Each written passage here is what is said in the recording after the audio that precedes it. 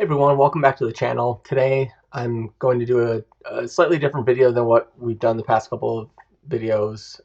This is a bit more theoretical and more strategy based, but as we think about people entering the soccer card market and wanting to build up a bankroll or just build up capital to invest in some of the Grail cards that are on their list, one common way of building that bankroll is prospecting.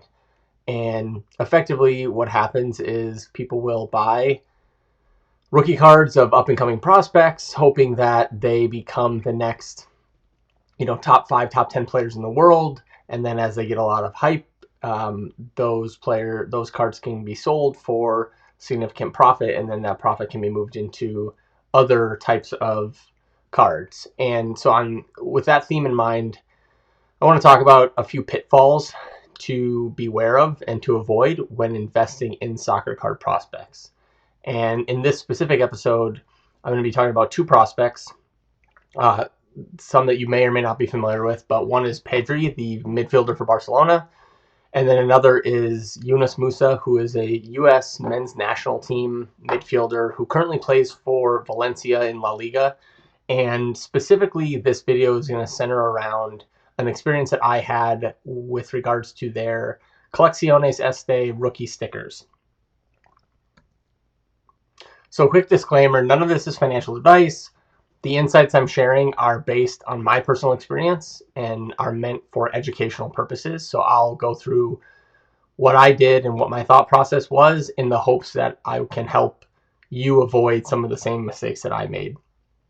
I may or may not own the cards that I discuss, and will disclose any holdings. Specifically for the Colecciones Este stickers, I do have holdings because, as you'll see in a minute here, I had invested in a number of them with the purpose of getting them graded, so that I could sell them and then sort of build my, fund my own bankroll around that. And finally, English is my first language. I will do my best to pronounce names and sets correctly, but anything that sounds wrong is likely just because I am an English native speaker. So I ran into this quote the other day that I think is pretty relevant for this video, which is basically, learn every day, but especially from the experiences of others, because it's cheaper.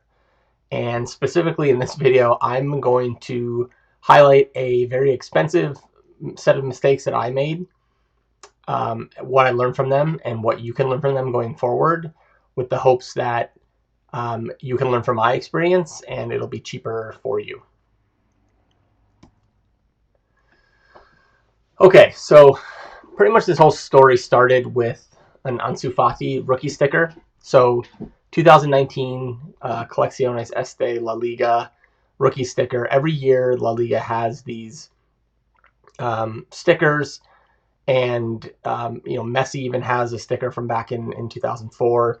And basically, I was getting into rookie sticker or soccer stickers a lot at the time, and I started looking at the Ansu Fati sticker, and what I noticed here was Ansu Fati, who at the time, before a couple injuries, was just as hyped, if not more so, than the likes of Erling Haaland. He was sort of being discussed with Haaland and Mbappe and that crew as like one of the next up-and-coming stars. And so what I found in May of 2021 is his 2019 rookie sticker was graded. You can see here I drew a red line. There's basically probably around like 1,100 or so of these graded. So about a year after they were released. And gem rate of about 30%, so not super high pop PSA 10s. I think at the time, somewhere in the 3 to 350 range. So the idea here was, and looking at the graph to the right, PSA 10s were selling in early to mid 2021 for as much as $450. PSA 9s were settling kind of around $100. So, even like $100 to $300 for PSA 9 versus 10. I was like, okay, there's some upside here if in these stickers, if we can target the right players. And so that gave me the idea of, okay, I'm going to look at the 2020 set of these stickers I'm going to try and target rookies. I'm going to try and target people that are hyped or that there's some buzz around them for some reason. And then I'm also going to look and make sure that these stickers represent their only, they're only rookies, right? So historically, in a lot of soccer sets, these stickers predate a lot of the actual rookie cards. Obviously, in more ultra modern sets, that the lines there get to be blended a little bit, as you'll see, as I'll discuss. But basically, what I was hoping for is to find some rookies where I could buy their stickers for cheap, grade them, and then sell them, and hopefully find a large profit margin, similar or at least directionally similar to the Ansu Fati prices. And then finally here, I want to target people that they could reasonably expect their stock to rise. So whether it's playing time or transfers or something like that. So I basically settled on two targets, Pedri and Yunus Musa. And so I guess the case for Pedri was he was young at the time, only 18 years old. He was already in the starting 11 for Barcelona. He was starting for Spain in the Euros and expected to start for Spain in the World Cup 2022. At the time, this was his first rookie release, or very few sets out that had a rookie card in them. And so my thought was like, well, I'll get this graded. This will be this hyped prospect rookie, and it'll be desirable. And I put next Iniesta here because there were, people were writing about how he's the next Iniesta. So it's like, okay, if people are comparing this kid to Iniesta already, he's already starting for Barcelona, this is a good guy to target. Yunus Musa, I was probably a bit biased just because he's a U.S. Men's national team player. He was also young at the time and was a regular player for Valencia. He was kind of in and out of the starting lineup, but made a lot of sub appearances, and just figured like, okay, this is somebody who's already getting playing time in one of the biggest leagues. He's only 18. He just recently committed to the U.S. men's national team. He was a regular starter for them in a lot of the qualifying matches that I was watching. Again, this was also his first rookie release.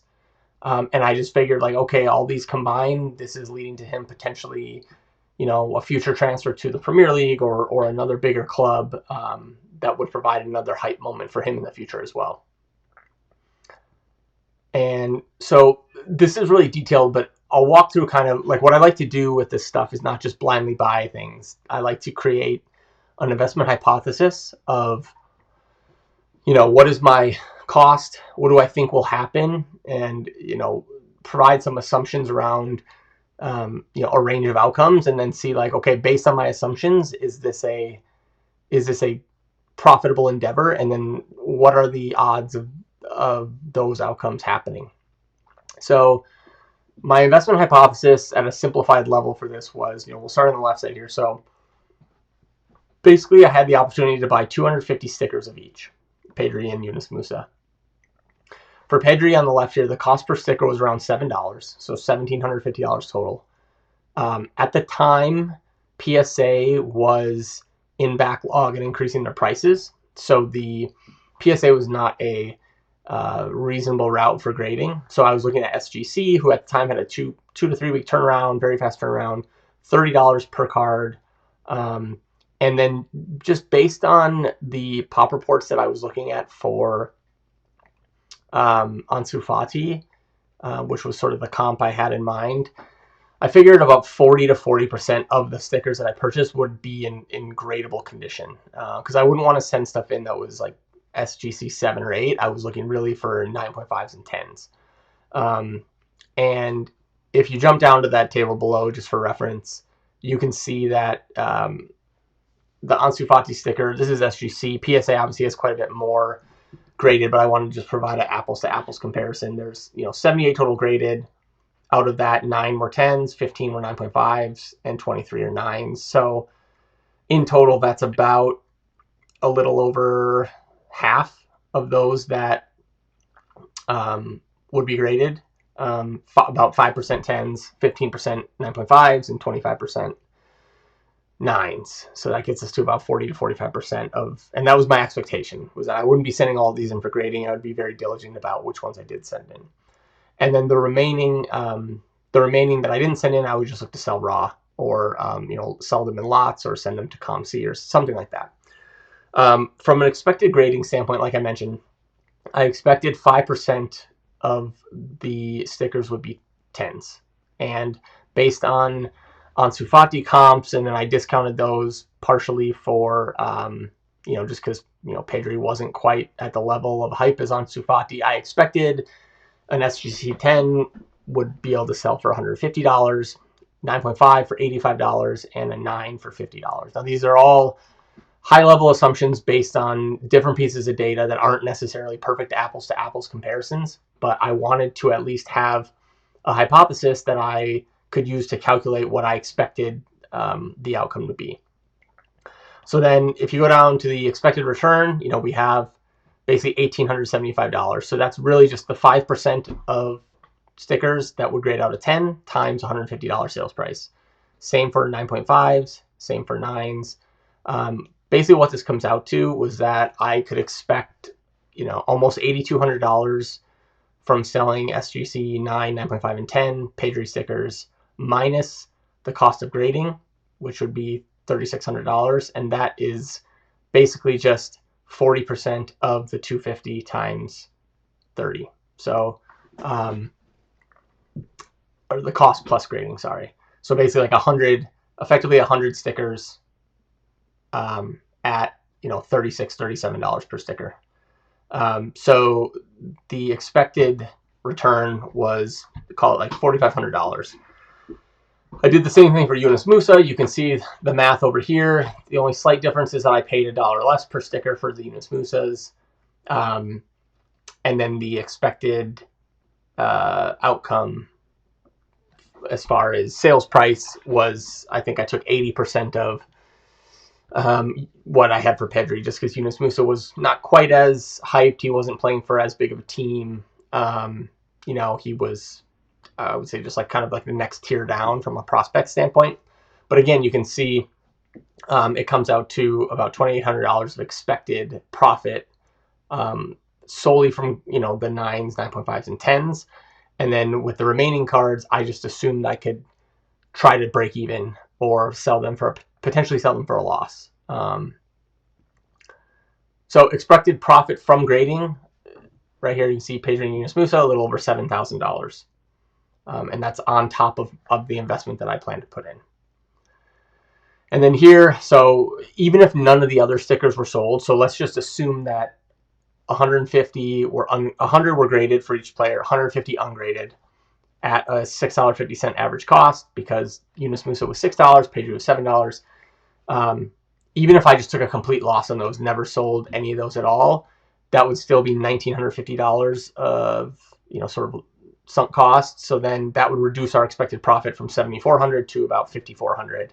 And again, this just assumes that the Pedris and the Yunus Musas would grade out from SGC 9, 9.5, and 10 standpoint, similar to how the Ansu Fatis were. So just sort of assuming the same grade distribution.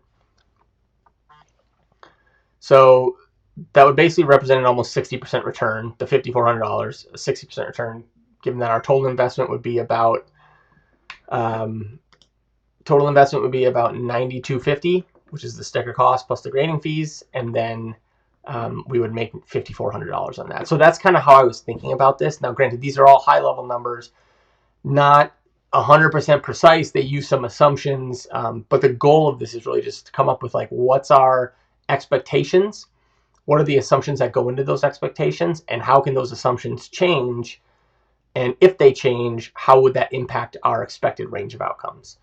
When I perform this analysis, even as I tweak the assumptions around sales price, or maybe 2% SGC 10s versus 5%, right, it was still coming out to be a very profitable endeavor.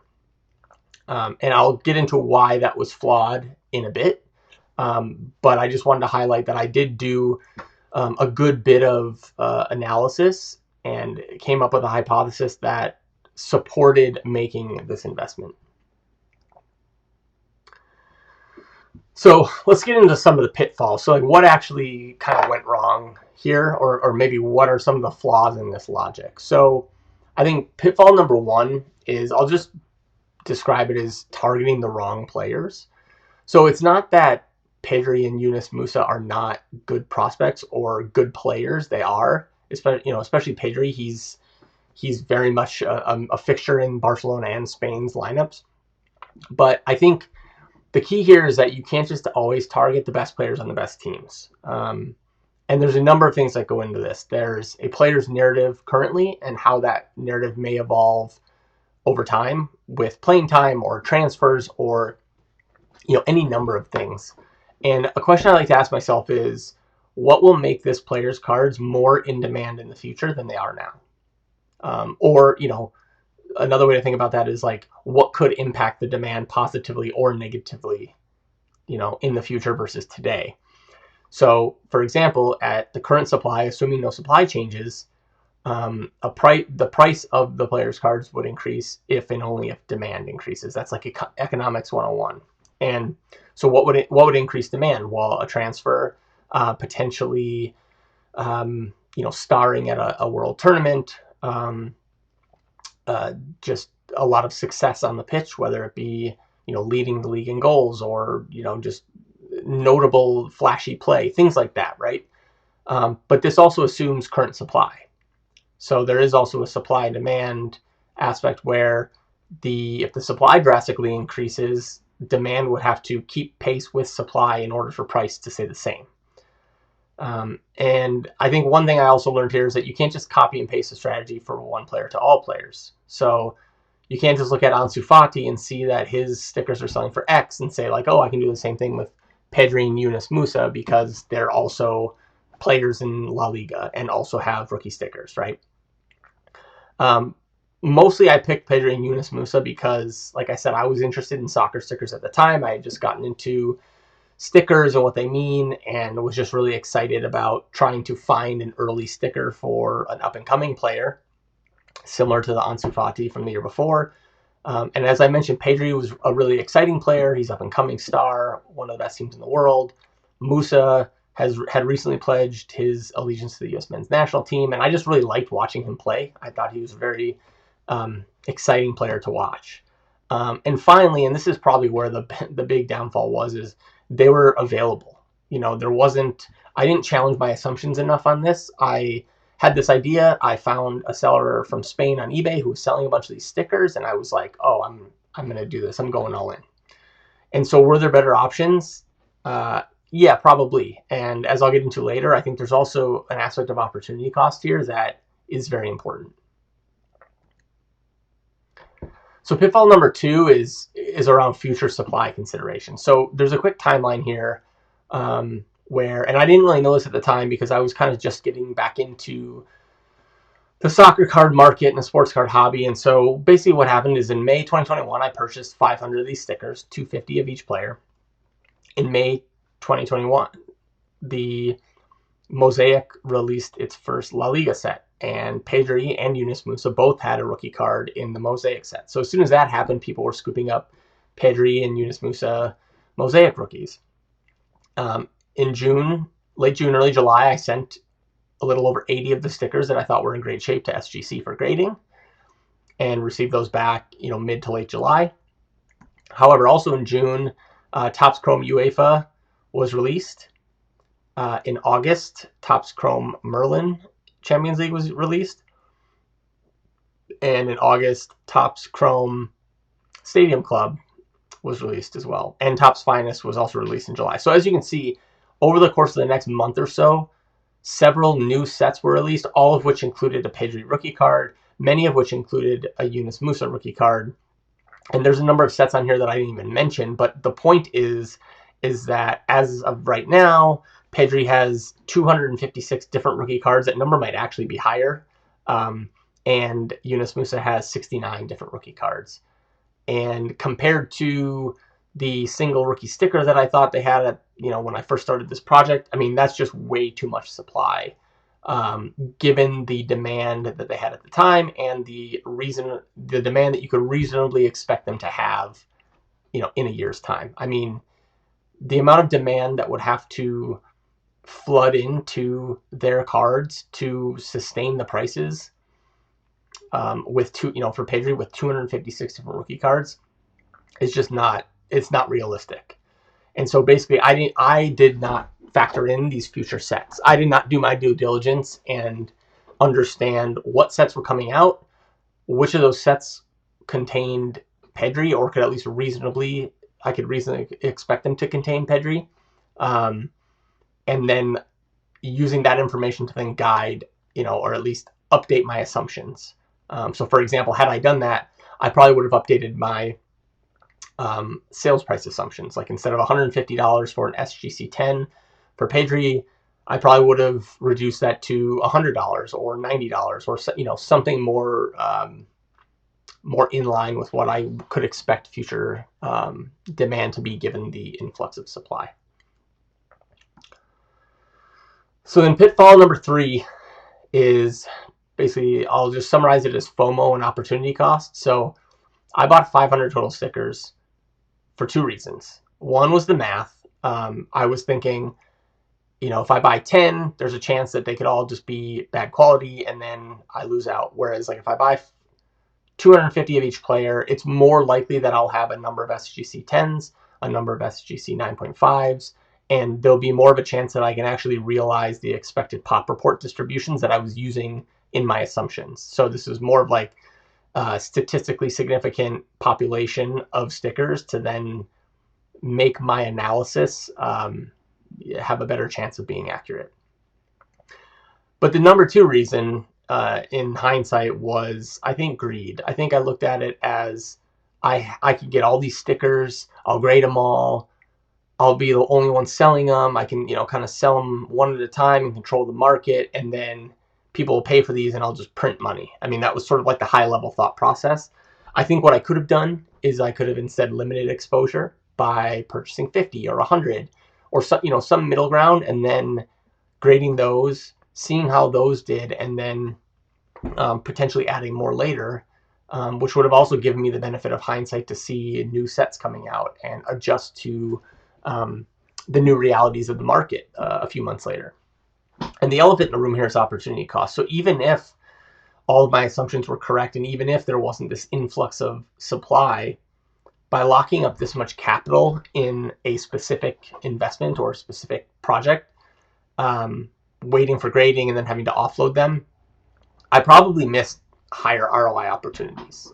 Because basically what I was doing is I parked all this money in these 2 prospects, and I was hoping that I could, sort of regularly sell these stickers off. But in reality, it's, I have a bunch of money locked up that I'm not going to be able to get back until I sell these off. And, the benefit of hindsight is such that I know this was not the highest ROI opportunity for the funds that I put in. So what actually happened? I kind of allude to that. It didn't work out quite as I had hoped or expected. But I do want to give a highlight of actually what happened and what I thought went well, and what obviously I learned from it. So here's a picture of my current stash of these stickers. You can see mostly 10s, 9.5s, and 9s. I did get one 6.5 Yunus Musa. But yeah, you can see, I still have a decent amount of them that I'm still selling today. And so here's a quick summary. So the Yunus Musa stickers, I sent 55 in to get graded. I just found they were actually better centered and better quality than a lot of the Pedri stickers, which is another thing that, another lesson is that even if you buy 2 players stickers from the same set, they're not always the same quality, or they're not always printed the same way. But I sent in 55 stickers for Yunus Musa, which was 22% of the total. I got 18 10s, which is 32%, 29 9.5s, 53%, 7 9s, and the 1 6.5. So I actually did pretty well, all things considered, for the ones I sent in. Now, the downside here is that there's 78% of the stickers that were not sent in. Some of those were bad quality. Some of those are fine quality. It's just the supply is so high that I don't know that the grading fee necessarily justifies the potential sale prices. And as you can see on the right-hand side here, a Yunus Musa SGC 10 recently sold for $67. So with a $30 grading fee and a $6 cost, we're almost doubling our money with the 10. A 9.5 sold for 44 most recently, so that's barely, after fees, we're like kind of barely breaking even. And then I imagine a 9 would be we would be losing money.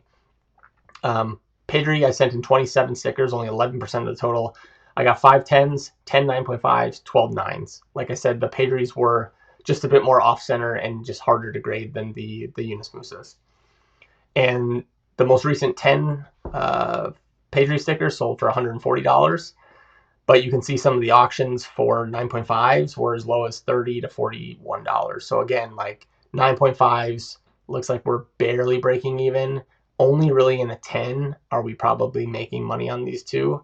And 9s, I've sold a couple 9s less than the grading fee already.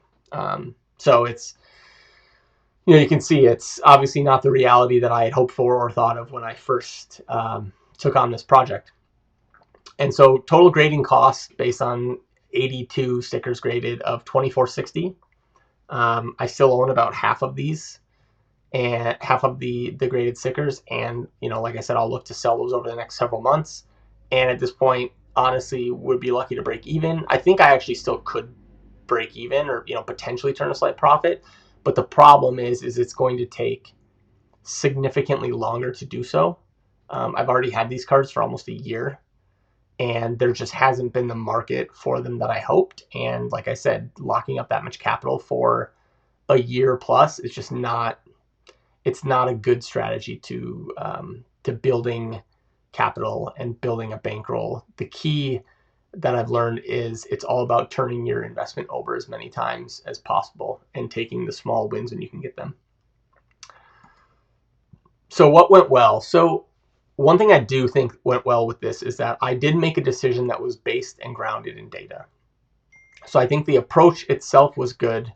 I think some of the assumptions were lacking, as I mentioned, specifically differences between players and years. Not all players in the same set are the same. Not all players between years are the same.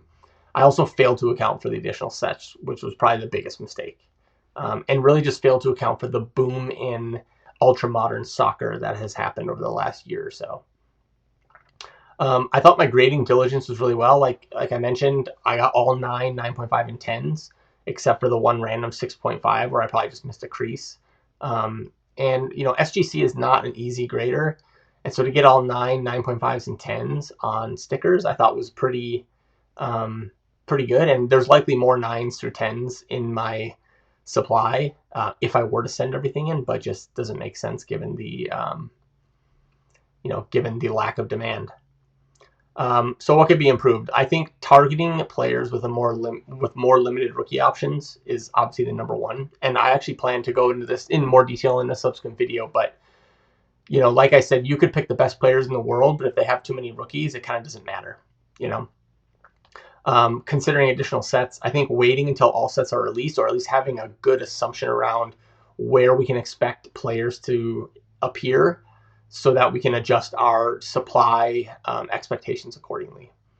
And then I think challenging assumptions. I went through this analysis, it looked good, and I just accepted the fact that it looked good versus like really challenging some of my assumptions and really asking myself, like, where could this fail? Where could the market go against me? Like, what unexpected things could happen that could ruin or sort of shatter this entire analysis? For example, what would make this market choose this sticker versus a specific set? Like, why would somebody buy this Colecciones Este Pedri versus a Topps Chrome Refractor Pedri? And the answer is they probably wouldn't. And I think if I would have asked myself those critical questions, I could have avoided a lot of these mistakes. And then finally, I think just asking, like, how does this help accomplish my ultimate goal, which would be to build capital so that I can invest in more Grail cards. And, instead of investing in these stickers, I spent thousands of dollars. I probably could have just bought a Messi rookie, which might not have been as fun.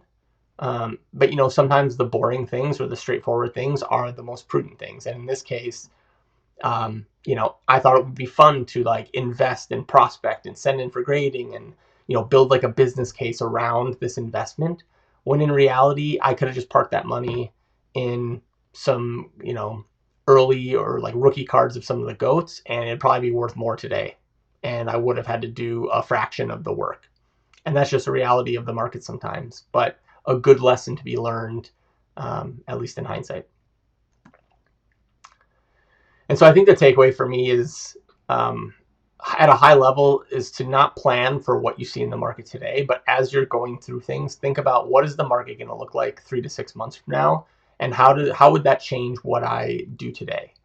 And again, to always kind of question and ask yourself, what am I expecting an investment to do over the next 3 to 6 months, and why would this player or this card or this set, why would somebody want to buy this in 3 to 6 months versus some other card or some other set? And if you can't answer those simple questions, and I think it's hard to justify making those investments unless you're doing it purely for collecting purposes, which in that case, buy what you like and buy whatever you want. And so I'll kind of just leave with this final quote of, Warren Buffett. It's we don't have to be smarter than the rest. We just have to be more disciplined than the rest.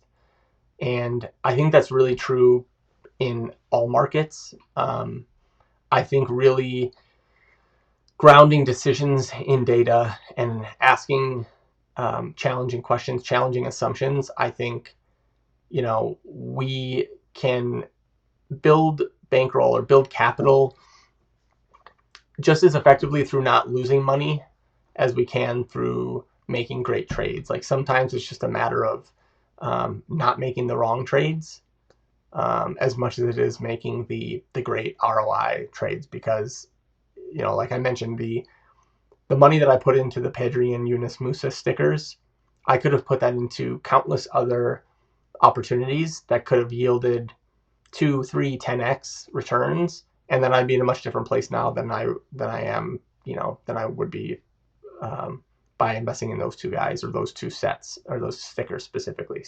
So I'm hopeful that this video serves as a cautionary tale and at least an example to some of you who might just be starting out or might be thinking about prospecting, to at least think about, like, okay, if you're thinking about making an investment, making sure that you're challenging yourself and making sure that you're thinking through it from different angles. Almost try to like poke holes in your investment hypothesis, and really only move forward if it's sound and you can't really find a lot wrong with it.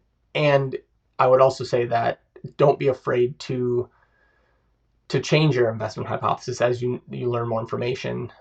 I think with any market, it's like, as we have more complete information, if it changes our decision making, we should be able to adjust accordingly. But I'm going to leave it at there for today. I'll have some more videos that kind of dive deeper into some of these concepts in the future, but I wanted to just share my own personal story and provide some of my learnings and some of the things that I would have done differently. So I hope you found this helpful. I hope it helps prevent you from making similar mistakes. And let me know what you think. Would love to hear your thoughts. I know there's a lot to learn and I'm not perfect, but hopefully, like I said, I'm able to help you all become smarter and more disciplined through my mistakes. So thanks a lot for tuning in. I'll talk to you guys again soon.